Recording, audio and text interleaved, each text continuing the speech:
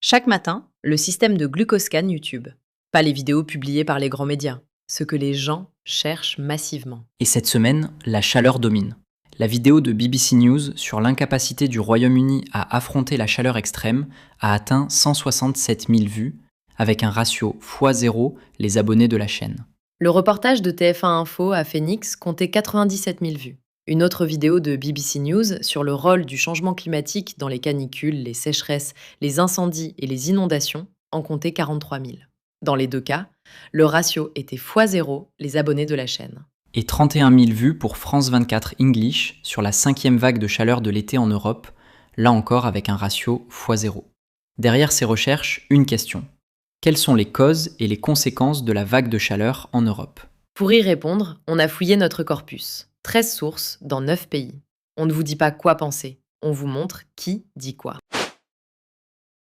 Premier élément de réponse, la chaleur accompagne déjà des incendies d'une ampleur exceptionnelle. En France, la surface brûlée depuis le début de 2026 approche les 100 000 hectares, un record absolu sur 20 ans de surveillance satellitaire. Et l'échelle dépasse largement la France. Ce vendredi, 3 Européens sur 5 affrontent au moins 30 degrés. Quelques 150 millions de personnes subissent 35 degrés ou davantage. Dans de nombreuses localités françaises, les thermomètres ont dépassé 40 degrés, avec des records historiques par endroit. L'alerte orange couvre 80 des 100 départements. Mais ces rédactions ne racontent pas exactement le même désastre, Léa. RFI place au premier plan le record de surface incendiée.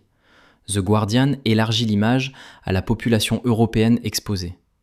La Vanguardia resserre sur l'intensité locale et l'étendue de l'alerte. 3 échelles donc. Et sur le terrain, les Landes concentrent les conséquences immédiates. Fin juillet, 2 incendies avaient déjà ravagé plus de 50 000 hectares autour du bassin d'Arcachon, poussant jusqu'à 220 000 personnes à quitter leur domicile.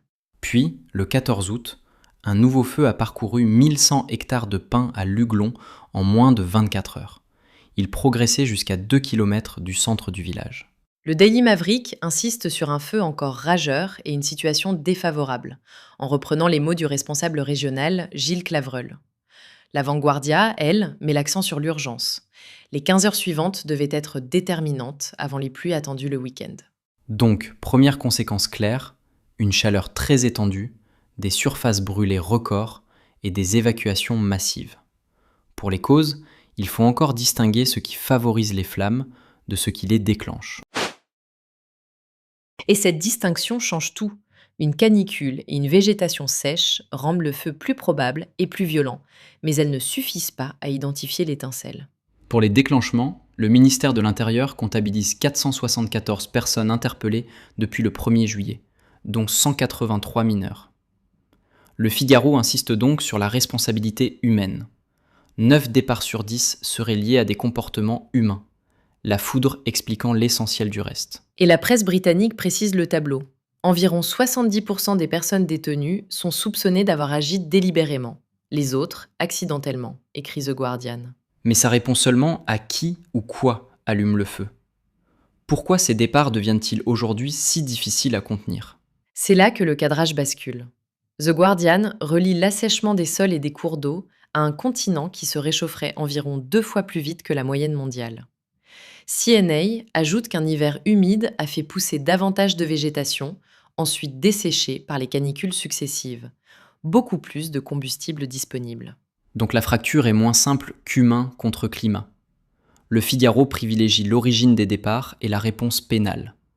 The Guardian et CNA regardent surtout les conditions qui transforment une étincelle en incendie majeur. Pour répondre à la question, les 2 niveaux comptent. Et quand les incendies changent d'échelle, la question des causes mène directement à celle des moyens pour y répondre. En France, c'est inédit. Le 13 août, tous les syndicats de sapeurs-pompiers se sont unis pour une journée de grève. Ceux qui combattaient directement les flammes sont restés sur le terrain, avec un brassard de solidarité.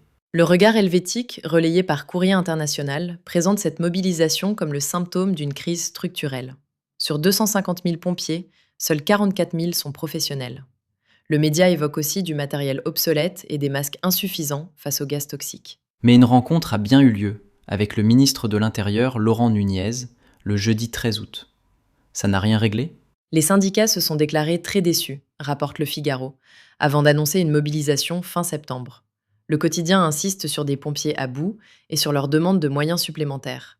Courrier international élargit le diagnostic au fonctionnement même des secours. Et la pression dépasse la France.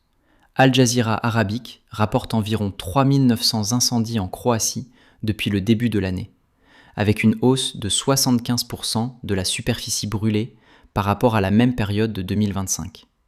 Parmi les conséquences de la vague de chaleur, il y a donc aussi des services de secours durablement sous tension. Mais dans les sources qu'on a lues, une question reste ouverte. Quelle part précise revient au dérèglement climatique et quelle part au comportement humain dans chaque incendie? Et on ne sait pas encore si cet été marque un basculement durable ou une année exceptionnellement sévère. Les récits retenus établissent l'ampleur des dégâts, pas leur évolution à long terme. Même limite pour les secours. Le Figaro décrit l'épuisement et la demande de moyens. Courrier international interroge leur fonctionnement. Mais cet échantillon ne permet pas encore de mesurer quelle réponse serait suffisante, ni quand la pression retombera. Cette vidéo existe parce que vous avez cherché cette question. C'est le principe. Partir de ce qui vous préoccupe, puis comparer les récits de la presse internationale. L'analyse complète et toutes les sources sont sur glucose.press. Et pour retrouver la question de la semaine, abonne-toi. Rendez-vous chaque samedi à 13h.